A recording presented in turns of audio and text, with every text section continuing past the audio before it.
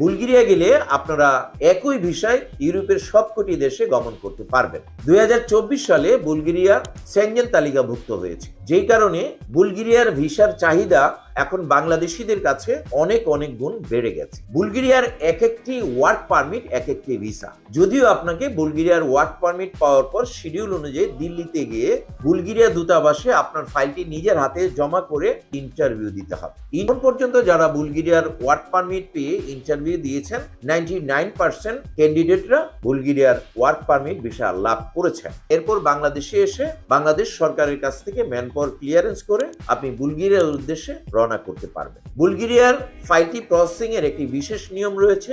এটি হচ্ছে আপনার পুলিশ ক্লিয়ারেন্সটি সদ্য আপনি তুলে এটি দিয়ে আপনি যখন জমা প্রদান করবেন, এই বুলগেরিয়ার পুলিশ ক্লিয়ারেন্সটি চলে যাবে দিল্লিতে। দিল্লিতে বাংলাদেশের একটি দূতাবাস রয়েছে, সেখানে আপনার পুলিশ ক্লিয়ারেন্সটি একটি অ্যাটাস্টেড হবে। এই অ্যাটাস্টেড কমপ্লিট হওয়ার পর বুলগেরিয়া দূতাবাস থেকে আবার ডাবল অ্যাটাস্টেড করতে হবে। এই ডাবল অ্যাটাস্টেড কমপ্লিট হওয়ার পর এটি বুলগেরিয়া চলে যাবে এবং সেখান থেকে একটি কোম্পানির পক্ষ থেকে জব অফার ইস্যু হবে এবং জব অফার ইস্যু হওয়ার পর এটি অনলাইনে জমা দিতে হবে এবং অনলাইনে জমা দেওয়া হওয়ার পর আপনি একটি ওয়ার্ক পারমিট পাবেন। এইভাবে আপনার পুলিশ ক্লিয়ারেন্স সত্যায়িত করে ওয়ার্ক পারমিট লাভ করতে হবে।